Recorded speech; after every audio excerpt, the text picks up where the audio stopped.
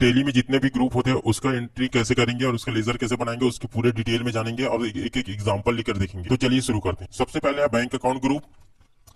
ऐसा खाता जिसमें पैसों का लेन देन होता है, जैसे पैसा जमा करते हैं और पैसे निकालते हैं, वहां पर हम बैंक अकाउंट का ग्रुप रखेंगे। जैसे एग्जांपल हो गया bank saving account, bank current account. इन दोनों का ग्रुप बैंक अकाउंट के अंदर में बनेगा। दूसरा देख लेते हैं बैंक ओडी अकाउंट। इस ग्रुप में हम बैंक ओडी अकाउंट को रखते हैं, जिसका मतलब होता है बैंक ओवरड्राफ्ट, या इसी को हम बैंक ओसीसी कहते हैं, जिसका मतलब होता है bank open cash credit account, या तो इसी को आप सीसी अकाउंट भी बोलते हैं। तो बैंक इसमें कुछ लिमिट दे देता है, उसको हमको यूज करना रहता है। कुछ लिमिट दे देता है, उसके बाद हमको उस लिमिट के अंदर में यूज करना रहता है। उसी तरह क्रेडिट कार्ड को भी इसी ग्रुप में रखा गया है। क्रेडिट कार्ड का एंट्री भी सेम रहता है, उसमें भी लिमिट दिया रहता है। एग्जाम्पल है बैंक ओडी अकाउंट, दूसरा बैंक ओसीसी अकाउंट, या तो फिर सीसी अकाउंट भी बोलते हैं इसको, या तो फिर क्रेडिट कार्ड। ये तीनों की एंट्री इसी ग्रुप के अंदर में होगा। Cash in hand group. इस ग्रुप में सिर्फ एक ही लेजर बनता है कैश का, जो कि टेली में पहले से बना रहता है। एग्जाम्पल के लिए कैश अकाउंट। डिपॉजिट असेट्स, वह संपत्ति जो कहीं जमा है और हमें वह कुछ समय बाद मिलना है, वहां पर हम डिपॉजिट असेट्स का यूज किया जाता है। जैसे एग्जाम्पल देख लेते हैं, सिक्योरिटी डिपॉजिट के लिए पैसा जमा करवाना, सिक्योरिटी डिपॉजिट फॉर रेंट। जैसे रेंट लेना है तो आपको कुछ सिक्योरिटी मनी जमा करवाना रहता है, उसकी एंट्री भी डिपॉजिट असेट के अंदर में होगा। नेक्स्ट है ड्यूटी एंड टैक्सेस। इस ग्रुप में हम जितना भी टैक्स का एंट्री करते हैं उसका लेजर इसी के अंदर में बनते हैं, ड्यूटी एंड टैक्सेस के। तो एग्जांपल देख लेते हैं। फर्स्ट है जीएसटी, दूसरा टीडीएस, तीसरा सेस।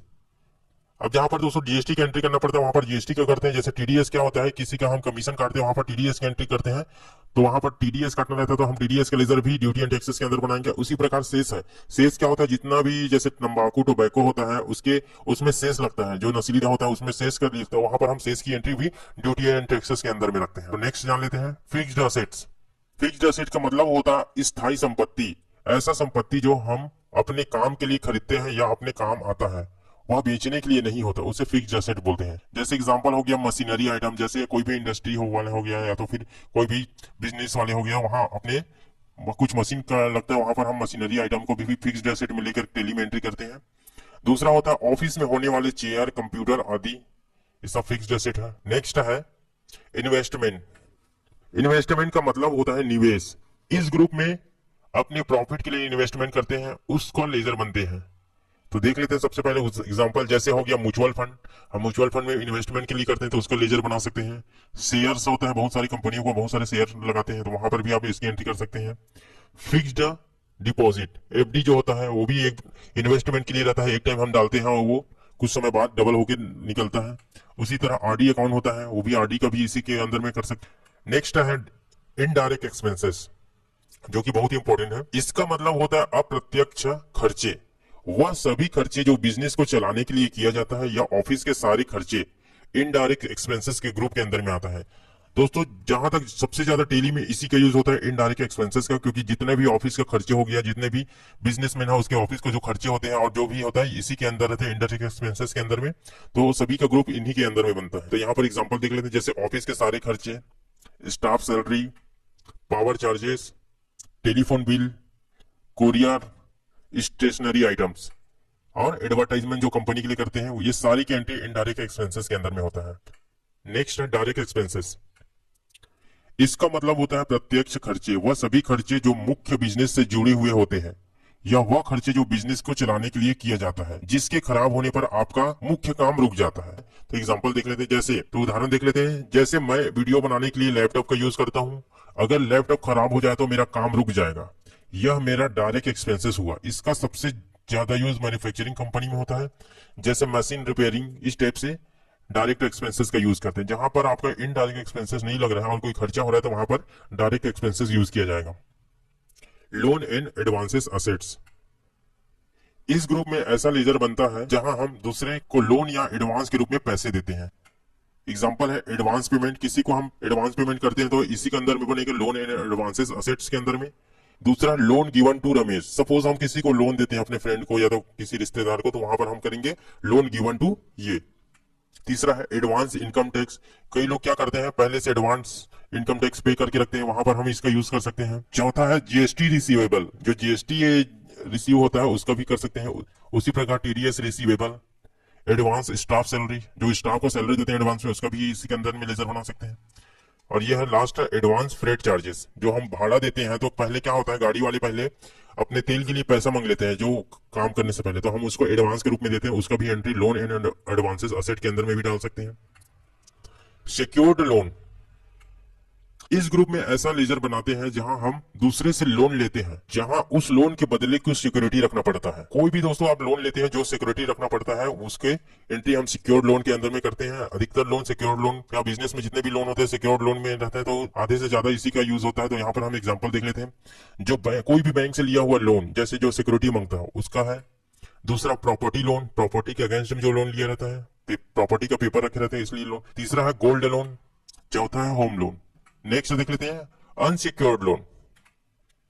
इस ग्रुप में ऐसा लेजर बनाते हैं जहां हम दूसरे से लोन लेते हैं, जहां उस लोन के बदले कुछ भी सिक्योरिटी नहीं देना पड़ता। तो इसका एग्जांपल देख लेते हैं। पर्सनल लोन, पर्सनल लोन में क्या होता है, हमको कुछ भी सिक्योरिटी नहीं देना पड़ता। यहाँ पर डायरेक्टली आपके अकाउंट में जो कम का लोन रहता है वो आसानी से मिल जाता है, इसलिए अनसिक्योर्ड लोन रहता है। इसमें क्या है, अनसिक्योर्ड लोन का यूज किया जाता है।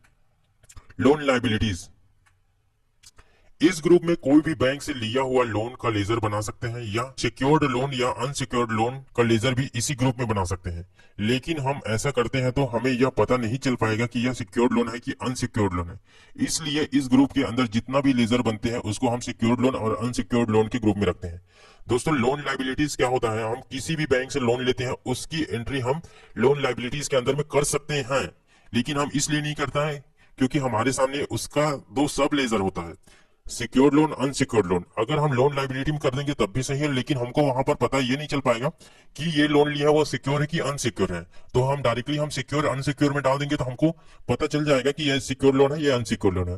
तो यहाँ पर लोन लाइबिलिटी का लेजर बना भी सकते हैं, नहीं भी बना सकते हैं, क्योंकि उसके सब ग्रुप जो होते हैं सिक्योर और अनसिक्योर होते हैं, तो वहां पर भी एंट्री कर सकते हैं। इसमें भी आप कर सकते हैं अगर चाहे तो, लेकिन वही है, हमको पता नहीं चल पाएगा। नेक्स्ट देख लेते हैं सेल्स अकाउंट, बहुत ही इंपॉर्टेंट अकाउंट है। इस ग्रुप में ऐसा लेजर बनाते हैं जहां हम सेल्स से रिलेटेड काम करते हैं।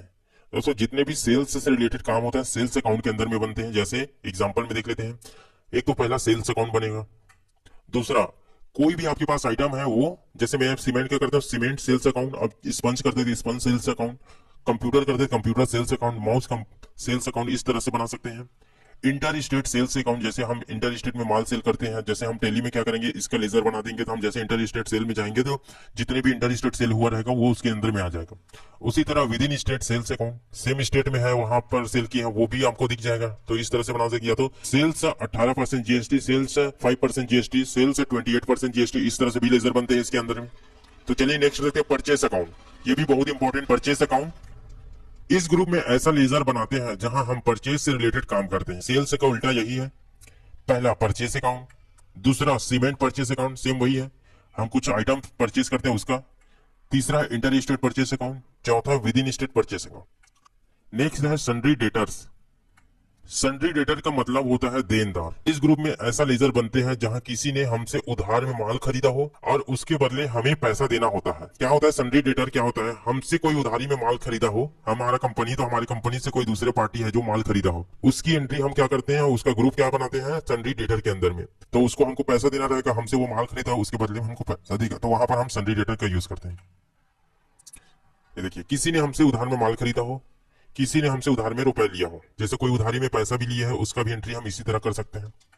सन्ड्री क्रेडिटर, सन्ड्री क्रेडिटर का मतलब होता है लेनदार। इस ग्रुप में ऐसा लेजर बनते हैं जहां किसी ने हमसे उधार में माल खरीदा हो और उसके बदले हमें उसको पैसा देना हो, वहां पर हम सन्ड्री क्रेडिटर ग्रुप का यूज करते हैं। जैसे एग्जांपल हो गया, किसी से हमने उधार में माल खरीदा हो या किसी से हमने उधार में पैसा लिया हो। जैसे हम कोई भी आइटम परचेज करते हैं वहां पर जो पार्टी रहता है उसका हम ग्रुप क्या करते हैं, सन्ड्री क्रेडिटर के रूप में करते हैं। या तो फिर किसी से हमने पैसा ले लिया है तो उस उधार में, तो उसकी भी एंट्री हम इसके सन्ड्री डेटर, उसका लेजर भी इसका इसी ग्रुप में बना सकते हैं। इनडायरेक्ट इनकम, इनडायरेक्ट इनकम का मतलब होता है प्रत्यक्ष आय। इस ग्रुप में ऐसा लेजर बनते हैं जहां बिजनेस के अलावा किसी दूसरी सोर्स से इनकम होती है। जैसे एग्जांपल देख लेते हैं, इंटरेस्ट रिसीव्ड, कमीशन रिसीव्ड हो गया, रेंट रिसीव्ड हो गया, या उसी प्रकार डिस्काउंट की एंट्री भी हम इनडायरेक्ट इनकम के ग्रुप में बना सकते हैं। या ओल्ड मशीनरी को हम सेल करेंगे तो इनका इनडायरेक्ट इनकम के अंदर में करके सेल करेंगे। डायरेक्ट इनकम, डायरेक्ट इनकम का मतलब होता है अप्रत्यक्ष आय। इस ग्रुप में ऐसा लेजर बनते हैं जहां हमें मेन बिजनेस से इनकम होती है। जैसे आप क्या होता है, जो भी बिजनेस कर रहे हैं उनसे मेन से ही होता है, जिसका बिजनेस कर रहे हैं उसी से अगर आपको इनकम हो रहा है तो उसका एंट्री हम डायरेक्ट इनकम के अंदर करते हैं। जैसे एग्जाम्पल देख लेते हैं, इलेक्ट्रिकल रिपेयरिंग। जैसे आप इलेक्ट्रिकल शॉप कर रहे हैं रिपेयरिंग का, तो अगर उससे इनकम होगा तो इलेक्ट्रिकल रिपेयरिंग शॉप का आप बना सकते हैं। दूसरा मोबाइल, जैसे मोबाइल का बिजनेस करते हैं मोबाइल रिपेयरिंग का, तो वहां पर मोबाइल रिपेयरिंग का भी बना सकते हैं। मोबाइल रिचार्ज का काम करते हैं तो मोबाइल रिचार्ज का इसी डायरेक्ट इनकम के अंदर में बना सकते हैं। कैपिटल अकाउंट, इसका मतलब होता है हिंदी में पूंजी होता है। इस ग्रुप में ऐसा लेजर बनते हैं जहां आप अपना बिजनेस को करने के लिए खुद का पैसा लगाते हैं। जैसे आपको कोई बिजनेस करना है तो उसके लिए आप खुद पैसा लगाएं अपने से, वो होता है कैपिटल अकाउंट। टेली में सबसे पहले हम कैपिटल अकाउंट बनाते हैं ताकि हम पैसा लगाएंगे तभी तो बिजनेस करेंगे। तो जैसे हम एग्जांपल में समझ, मान लो आपके पास 2 लाख रुपए है, आप एक कपड़े का दुकान खोलते हैं, तो दुकान को खोलने के लिए आपने 2 लाख रुपए लगाए, वह आपका कैपिटल हुआ। उस कपड़े की दुकान में आपने टोटल 5 लाख रुपए लगाए, ठीक है, जिसमें से 2 लाख रुपए खुद लगाए और 3 लाख रुपए बैंक से लोन लिया, जिसमें से आपने जो 2 लाख रुपए लगाया है वह आपका कैपिटल अकाउंट के अंदर में इसका ग्रुप बनेगा। एग्जाम्पल हो गया health insurance, LIC, school fee, capital account, ये सारे इसी ग्रुप के अंडर में रहते हैं। नेक्स्ट है प्रोविजंस। इस ग्रुप में ऐसा लेजर बनते हैं जहां हमें अपने बिजनेस में होने वाले लॉस का पहले से अनुमान लगाया या डूबने वाले पैसे के बारे में पहले से अनुमान लगाना होता है। जैसे एग्जांपल में समझ लेते हैं, फिक्स्ड असेट डिप्रिसिएशन। दूसरा प्रोविजन अकाउंट, तो इसके अंदर आप प्रोविजन ग्रुप को रख सकते हैं। नेक्स्ट है रिजर्व एंड सरप्लस। इस ग्रुप में ऐसे लेजर बनते हैं जहां बिजनेस को और आगे बढ़ाने के लिए कमाया हुआ संपत्ति को बचाकर रखना, बिजनेस को और आगे बढ़ाने के लिए या बिजनेस से जो भी प्रॉफिट हो उसे आधा बचा कर रखना, बिजनेस को आगे बढ़ाने के लिए वो होता है रिजर्व एंड सरप्लसेस में होता है। एग्जांपल देख लेते हैं इसका। जैसे किसी कंपनी में 2 पार्टनर्स हैं, दोनों अपने अपने प्रॉफिट का आधा पैसा कंपनी के बिजनेस के लिए बचाते हैं ताकि वो अपने कंपनी को और फर्दर आगे बढ़ा सके। नेक्स्ट देख लेते हैं ब्रांच एंड डिविजन्स। इस ग्रुप में ऐसे लेजर बनते हैं जहां आपके बिजनेस में अलग अलग ब्रांच हो, वहां इस लेजर का यूज किया जाता है। ब्रांच या डिवीजन का, ब्रांच या डिवीजन का बहुत कम यूज होता है, तो इसका जैसे एग्जांपल आपको बता देता हूं। जैसे मेरा है साउथ ट्यूबर मेन ब्रांच है, मैं अपना साउथ ट्यूबर खोला हूं, तो यहाँ पर जैसे छत्तीसगढ़ में सपोज, अब मेरा एक ब्रांच होगा मुंबई में, एक ब्रांच होगा दिल्ली में, एक ब्रांच होगा कोलकाता में। तो इन सब की एंट्री मैं किस में करूंगा, ब्रांच एंड डिवीजन के अंदर में करूंगा। टेली में इसका यूज बहुत कम होता है। जैसे कोई बिजनेसमैन हो गया, उसका एक ही बिजनेस है, यहाँ ब्रांच नहीं है। तो मिस्क एक्सपेंसेस एंड असेट्स, ऐसे खर्च बाद में हो सकते हैं, अभी हुआ नहीं है, या ऐसे सभी खर्चे बाद में हमें देने पड़ सकते हैं, उसकी ग्रुप हम किस में रखते हैं, मिस्क एक्सपेंसेस एंड असेट्स में। जैसे एग्जांपल में समझ लेते हैं, मान लो कोई स्टाफ 10 दिन ड्यूटी करके छोड़ देता है और वह चला जाता है और अपने 10 दिन का पेमेंट भी नहीं लेता, लेकिन बाद में वह स्टाफ कभी आकर सैलरी ले सकता है, मतलब यहाँ पर संभावना है वो कभी भी आकर ले सकता है। उसकी एंट्री हम उस किस में मारेंगे, मिस्क एक्सपेंसेस एंड असेट के अंदर में ग्रुप बनाकर मारेंगे। नेक्स्ट है करेंट असेट्स। इस ग्रुप में ऐसे लेजर बनाए जाते हैं जहां संपत्ति कभी बढ़ती है या कभी घटती है। एग्जाम्पल जैसे करंट असेट्स में क्या होता है, हम इसके सब ग्रुप होते हैं उसमें एंट्री करते हैं। जैसे हो गया बैंक अकाउंट, इसमें भी वही होता है, जब कभी बढ़ती कभी घटती है, जैसे निकाली तो घट गया, डाले तो बढ़ गया। उसी तरह कैश अकाउंट, आपके पास आए, खर्च कर दिए तो खत्म हो गया, फिर आ गया वापस। इस तरफ से घटती बढ़ती रहती, वहां पर हम क्या करते हैं, इन दोनों का लेजर बना सकते हैं। लेकिन करंट असेट का भी बना सकते हैं, लेकिन करंट असेट में क्या होगा, वहां पर बैंक या कैश है, किससे पता नहीं चल पाएगा, तो उसके जगह हम क्या करेंगे, बैंक अकाउंट या कैश अकाउंट को बना सकते हैं। करंट लाइबिलिटीज, इस ग्रुप में ऐसे लेजर बनाए जाते हैं जहां हम किसी से कुछ लेते हैं, वहां हमें पैसे देने होते हैं, इसमें करंट लाइबिलिटी का यूज किया जाता है। जैसे इसके सब ग्रुप भी हो गया करंट लाइबिलिटी में, किसी से हम कुछ लेते हैं, उसके बदले हम कुछ पैसे देते हैं, तो वहीं पर सन्ड्री क्रेडिटर, उससे हम उधारी में माल खरीदते हैं, बाद में उसको पेमेंट करते हैं। उसी तरह ड्यूटी एंड टैक्सेस सेम है, ड्यूटी एंड टैक्सेस पहले रहता है, फिर बाद में हमको देना पड़ता है। सस्पेंस अकाउंट, टेली में सस्पेंस अकाउंट हमको बनाकर रखना चाहिए। इस ग्रुप में ऐसे लेजर बनाए जाते हैं जहां हमें पता नहीं होता पैसे कहां से आया है, उसे सस्पेंस अकाउंट में मार देते हैं और बाद में उसे क्लियर भी कर देते हैं। जैसे हमको क्या हो गया, टेली में एंट्री कर रहे हैं, बैंक की एंट्री करने टाइम में ज्यादा जरूरत पड़ता है। अब उस पार्टी का नाम क्या होता है, कभी कभी सिंपल से आता है, IMPS से आता है, वहां पर कई बार नाम नहीं रहता, तो वहां पर क्या होता है, हम कंफ्यूज होते किसका अमाउंट आया है, या तो फिर जैसे हमारा जो बैंक का जो देख रेख करता है वो कभी कभी डिपॉजिट करता है किसी ने, तो हमको ये पता नहीं चलता, तो वहां पर हम क्या करते हैं, सस्पेंस में मार देते हैं, बाद में हम इसको वेरीफाई करके क्लियर कर देते हैं। तो इसके अंदर बनता है सस्पेंस अकाउंट, एक ही अकाउंट बनता है सस्पेंस अकाउंट। तो वहां पर आप इसका अकाउंट इस ग्रुप में बनाकर रख सकते हैं। स्टॉक इन हैंड लास्ट है ये। इस ग्रुप में ऐसे लेजर बनाए जाते हैं जहां हमारे गोडाउन में जितना भी स्टॉक रखा हुआ